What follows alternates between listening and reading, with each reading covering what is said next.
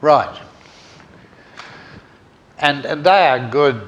They are good strategies you're evolving from observation. And I evolve hundreds of strategies from observation. I've forgotten one day I'm up in Wisconsin somewhere, Middle Lark, and a bloke started up a diesel pump with a suction pump into a pond. And farmers are all the same. He sort of starts the pump, gets the water coming up, and shoves off with his tractor. Growing wild rice he was. So the pump intake pipe touches the mud and it sucks in mud, and then it starts to suck in a lot of mud. And then it gets tighter and tighter and starts to bore down into the mud, sucking out the mud it's boring into, and then it starts to pull the engine over to the water hole. And I can't stop it because it's a damn big engine. I didn't know how to stop it. So I watched hopelessly as the engine just went into the pond and disappeared, glug, glug, glug, pop, pop, bang, under the water. And it sort of nailed down into this pond.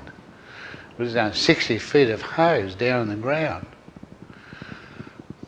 And the bloke comes back and cuts the pipe and gets his tractor and hauls his pump out backwards and says he's going to have to redo it. Starts dismantling it, and particularly the manifold.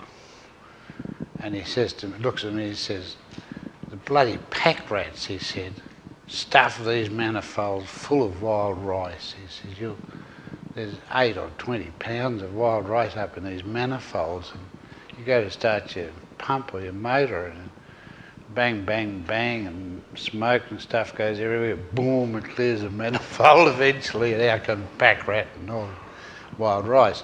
And I thought, that pack rat's pretty smart.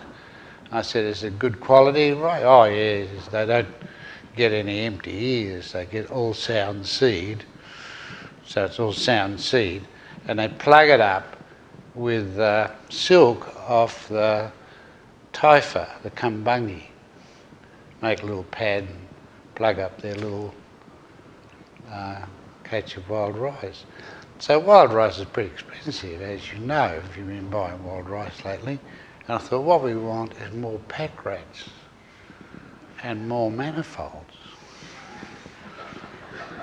So I made a lot up out of PVC, glued them up and stuck them near the water. Yes, they filled them up with sound, clean, wild rice. What do you reckon about that?